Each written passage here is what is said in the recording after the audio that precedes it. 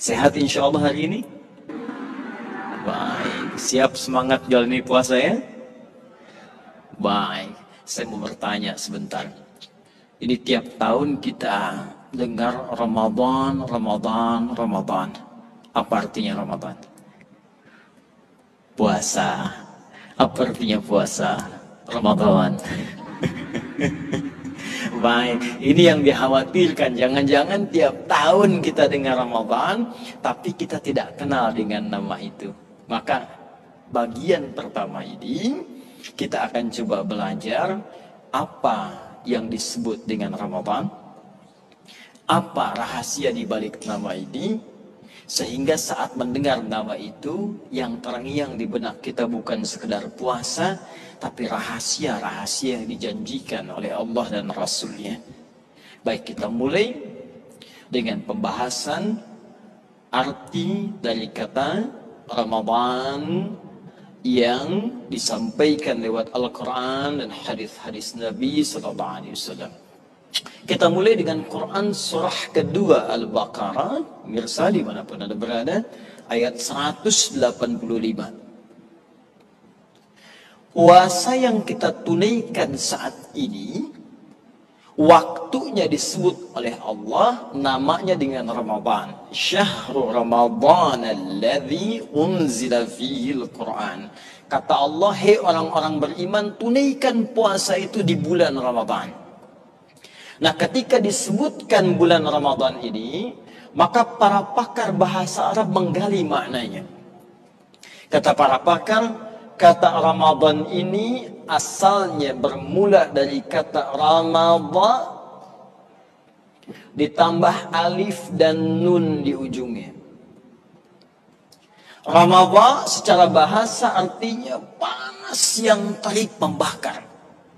Jadi kalau kita keluar misalnya, atau orang Arab sedang keluar, tiba-tiba merasakan panasnya terik, membakar ke kulit, mereka akan berkata, Ramadatis syamsu.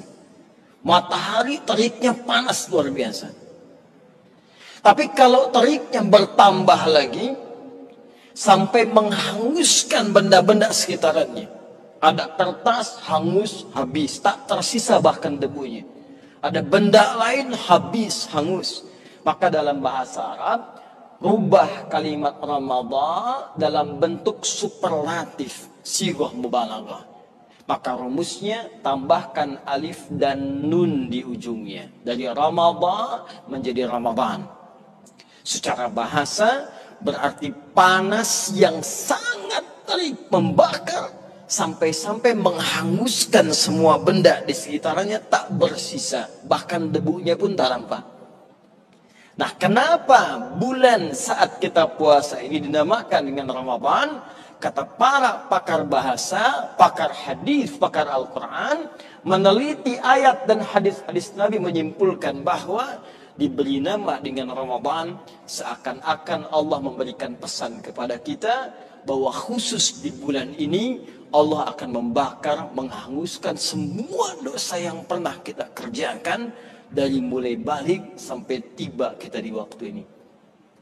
Karena itu orang-orang dulu saat mendengar Ramadan, yang terbayang bukan puasanya, bukan lapar hausnya, yang terbayang dosa saya habis, dosa saya habis, dosa saya habis. Dan hal pertama yang paling didambakan oleh seorang hamba dari Allah itu bukan dunia, tapi ampunan dari semua dosa yang pernah dikerjakan. Saya mau tanya sebentar, ada yang tidak punya dosa di sini? Boleh angkat tangan? Yang sedikit dosanya? Yang banyak? Ada yang saking banyaknya nggak bisa angkat gitu ya. Baik. Nah, ini yang paling aneh, sudah banyak dosa, cita-cita masuk surga. Ya? Ada yang mau masuk surga di sini? Mau yang surga Firdaus angkat tangan? Yang ingin bersama Nabi? Tuh, makin aneh kan? Nah, dosa banyak, masuk surga, pengen sama Nabi kan? Nah, maka kita harus punya rumus bagaimana menggugurkan semua dosa ini, karena rumus surga terkait dengan pahala. Dosa menggugurkan pahala. Jika Anda ingin masuk ke dalam surganya, maka gugurkan semua dosa-dosa itu. Maka Allah datangkan Ramadan untuk menggugurkan semua dosa yang pernah kita kerjakan. Muncullah kemudian hadis dari Nabi menerangkan tentang makna yang kita bahas tadi, terdapat di Al-Bukhari nomor hadis 37 sampai 38. 37 berlaku di malamnya, 38 berlaku di siangnya. Saya bacakan hadisnya, kemudian kita diskusi sejenak. Perhatikan kalimatnya. Man shama Ramadhana. Siapa yang mampu berpuasa di bulan Ramadan. Ramadan saja kalimat itu disebutkan. Imanan wahtisaban, dia lakukan karena Allah dan dia berusaha beramal soleh di dalamnya. Ghufira lahu ma taqaddama min dzambi. Maka Allah berikan anugerah pertama kepadanya, diampuni semua dosa-dosa yang pernah ia kerjakan selama hidupnya. Itulah Ramadan. Paham sampai di sini? Baik. Tingkatkan iman dan takwa. Ramadan bulan mulia, sambutlah dengan bahagia. Marhaban